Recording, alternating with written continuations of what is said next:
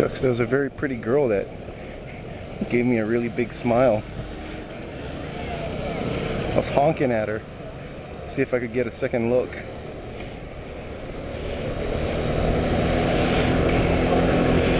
Of course, with this girl behind my back, it looks as if she's my daughter. So much for hooking up. Oh.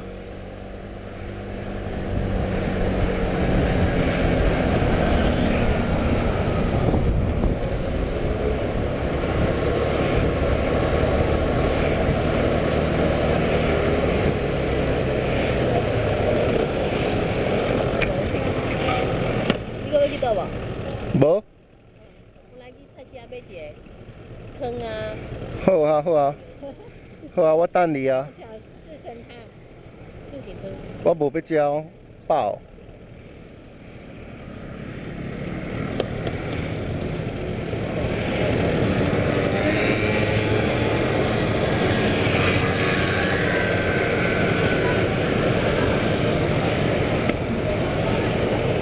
So they're gonna go to the open market and buy some soup, some kind of soup. I don't know what they're gonna buy, but they're gonna eat some more and I'm done. Hello.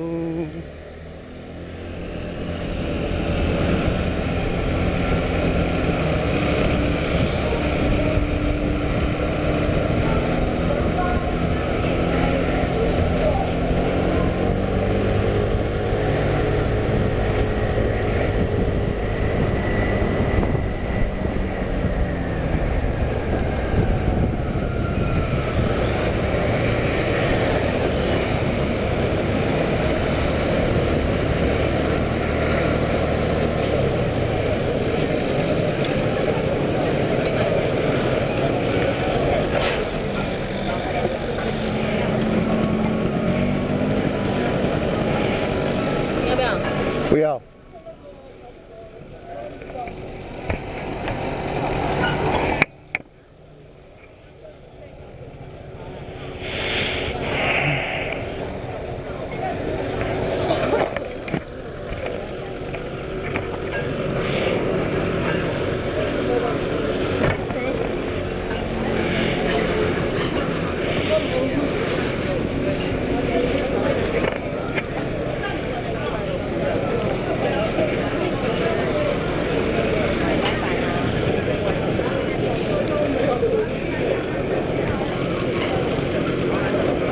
So we're waiting for them to make some pieces right there, and you can see him.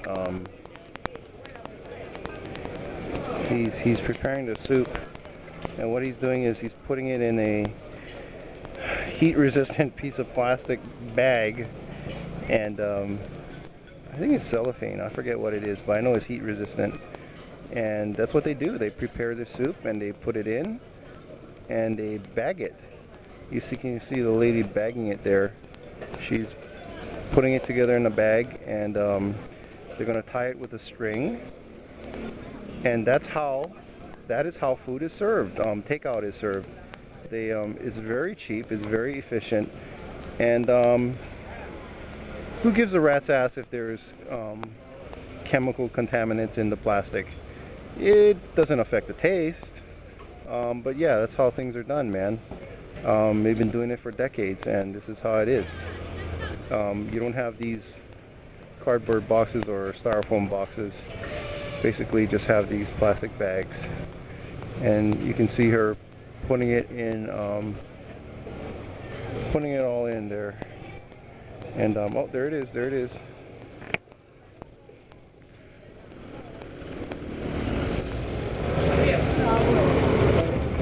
Yeah. And this is what I was talking about earlier. The food is hung off of this moped. Yep. And I'm the food carrier. And she's talking on her cell phone, waiting for the bit to be done. So yeah.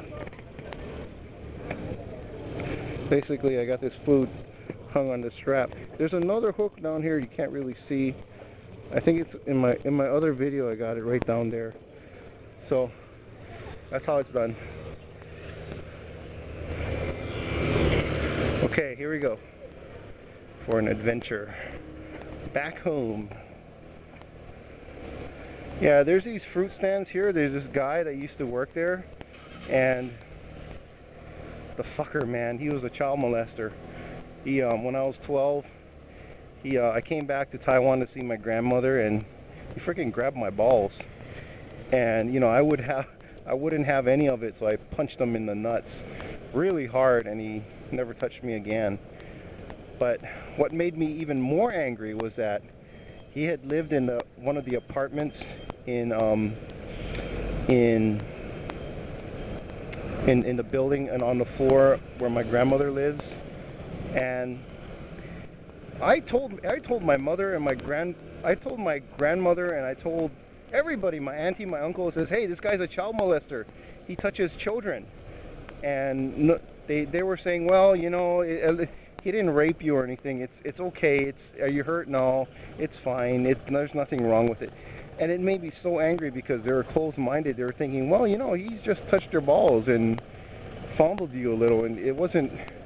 I mean, you didn't get hurt, right? So everything's okay. And I said, no. This guy's bad news. You got to keep little children away from him. And sure enough, like my cousins, see, I wasn't around. They didn't know any better, and they basically got fondled. And it was really awful because it just made me so mad, because I knew that, I mean, when sometimes he would have like little boys, you know, like 5 or 6 year old kids, and he'd fondle these kids. And well, basically one of my cousins, and that was just bad. That was just really bad. At the time, I think they were just bloody ignorant about rights and wrongs, and things you could and could not do, or what was. They just didn't know that molestation was very bad for kids, very traumatic for them. Any sexual abuse. Anyway, he never went to jail for that. But yeah, such is the society, man. It's fucking sucks shit. Oh well, there goes my rant.